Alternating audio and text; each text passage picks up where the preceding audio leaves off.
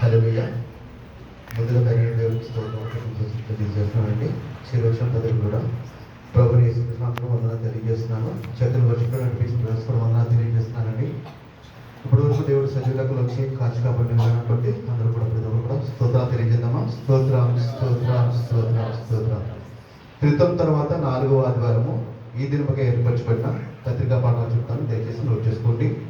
మొదటి పాఠంగా యెషయా గ్రంథము 58వ అధ్యాయము 6 నుంచి 12 వరకు.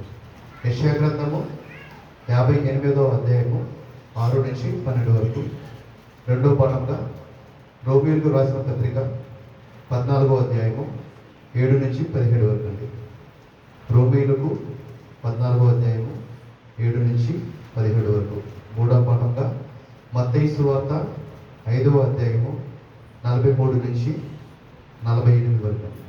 మత్తయి సువార్త 5వ అధ్యాయము 43 నుంచి 48 వరకు.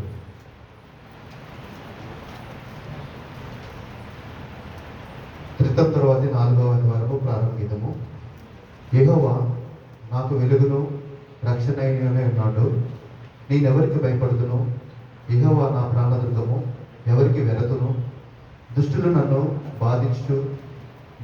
బాధించుచు శత్రువులు నా మీదకి వచ్చినప్పుడు వారు త్రొట్టెల్లి కూలిరి. నాతో యుద్ధం చేయటకు దండు దిగినను నా హృదయము భయపడదు. సంగ్రహ ప్రార్థన. ఓ ప్రభువా, నీ సంఘము భక్తిహీనతమై నెమ్మది కలిగి సంతోషంతో నేను సేవించులాగా ఈలోక చర్యలన్నింటినీ నీ పరిపాలనచే సమాధానముగా జరిపించమని నీతోనూ పరిశుద్ధాత్మతోనూ సదా ఏకదేవుడే యుగయుగములు జీవించుచు పరిపాలించునుడు నీ కుమారుడును మా ప్రభువునైన యేసుక్రీస్తు ద్వారా వేడుకొనిచున్నాము. ఆమేన్. ఉద్గమన గీతము. యెహోవా మా పాపములను పరిహరించి మమ్ము రక్షింపుము.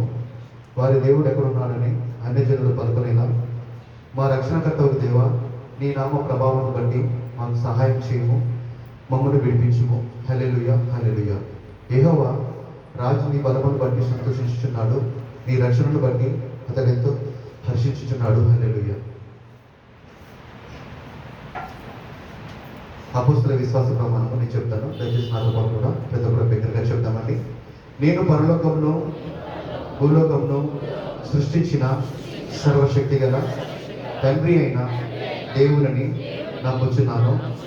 ఆయన జనితైక కుమారుడును మన ప్రభువునైన యేసుక్రీస్తును నమ్ముచున్నాను.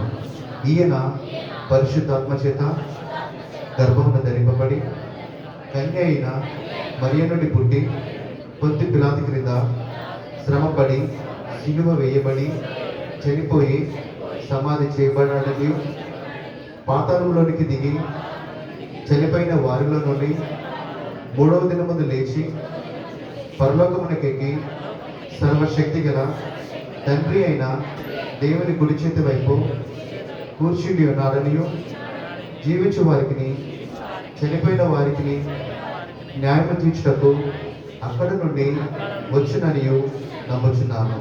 నేను పరిశుద్ధాత్మని నమ్ముచున్నాను.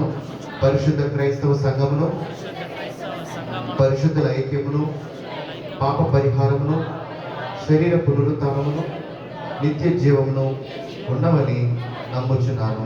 ఆమేన్. చదవబడే దేవుడు దీవించుగాక.